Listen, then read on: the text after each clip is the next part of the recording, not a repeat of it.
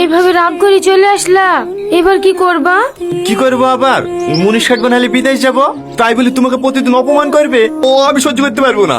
আর তুমি বিদেশ চলে গেলে যে আমি থাকতে পারবো না। তাহলে গ্রামে মুনিশ খাটবো। থাক, তোমাকে মুনিশ খাটতে হবে না। এলো ধরো, এই দুটো বন্দুক দিয়ে তুমি যে কোনো একটা ব্যবসা শুরু করো গা।